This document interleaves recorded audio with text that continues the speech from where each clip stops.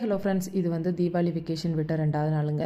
Morning எந்திரிச்சதுமே வழக்கம் போல் வெந்நீர் வச்சுட்டு அப்படியே நேற்று இவ்வளோ குழம்பு சூடு பண்ணிவிட்டு குடிக்கிறதுக்கு வெந்நீர் வச்சுட்டாங்க. துணி கொஞ்சம் நிறையவே இருந்ததுனால அதை வாஷிங் மிஷினில் கையோட போட்டு விட்டுட்டு காஃபிலாம் குடிச்சு மார்னிங் பிரேக்ஃபாஸ்ட்டுக்கு பொங்கல் செஞ்சுருந்தேன். அது எல்லோரும் உட்காந்து சாப்பிட்டுட்டு கொஞ்சம் வெளியே போக வேண்டிய வேலை இருந்ததுங்க. அதுக்காக தான் கிளம்பிட்டோம். தம்பியோட தீபாவளி ட்ரெஸ் வந்து ஹைட் அட்ஜஸ்ட் பண்ண வேண்டியிருந்தது. அப்படியே மார்க்கெட்டுக்கும் போயிட்டு வந்துடலான்னு போயிட்டு ஹேர் கட்டும் பண்ணிவிட்டு வீட்டுக்கு வந்துட்டோங்க. வீட்டுக்கு வந்து க்ளீனிங் ஒர்க் தான் இருந்தது. க்ளீனிங் ஒர்க்லாம் எல்லாத்தையும் முடிச்சுட்டு சாப்பிட்டுட்டு நல்லா தூங்கி ரெஸ்ட் எடுத்தாச்சுங்க.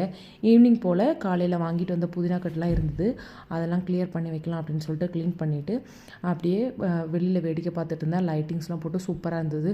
சரி, ஓகே, நம்மளும் கீழே போய் வெடிக்கலாம் அப்படின்னு சொல்லிட்டு நாங்களும் கிளம்பிட்டு இருந்தோங்க.